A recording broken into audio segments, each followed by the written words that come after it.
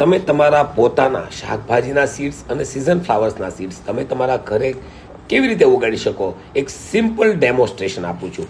આવી રીતે એક પ્લાસ્ટિકની, સિરામિકની અથવા કોઈ પણ જાતની તમે ટ્રે લ્યો, એની અંદર ખૂબ પ્રમાણમાં સારું ડ્રેન હોવું જોઈએ। સોઇલ મીડિયાની અંદર તમે કોકોપીટ અને પરલાઇટ મિક્સ કરી એને ખૂબ સારી રીતે આવી રીતે કુંડામાં પાથરી દો, એને સારી રીતે લેવલ કરી ફર્મ કરી અને તમારી પાસે જે રહેલું સીડ પેકેટ છે એ લઈ તમારા હાથમાં સીડ્સ લઈ અને ખૂબ હળવા હાથે સીડ્સનું ડિસ્ટન્સ જળવાઈ રહે એની કાળજી રાખી આખા સોઇલ મીડિયા ઉપર તમે સીડ્સને સ્પ્રિંકલ કરી દો।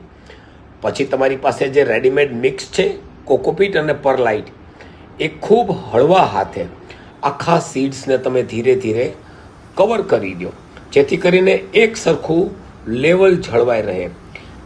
ખૂબ સરસ રીતે સોઇલ ઉપર સ્પ્રિંકલ કર્યા પછી સાફસૂફ કરી અને તમે એને થોડું લેવલ કરવા માટે થોડું ફર્મ કરી આપો આવી રીતે, અને પછી ખૂબ ધીમી ધારે વરસાદના પાણીની જેમ તમારા વોટરિંગ કેનથી એને ધીરેથી પાણી આપો।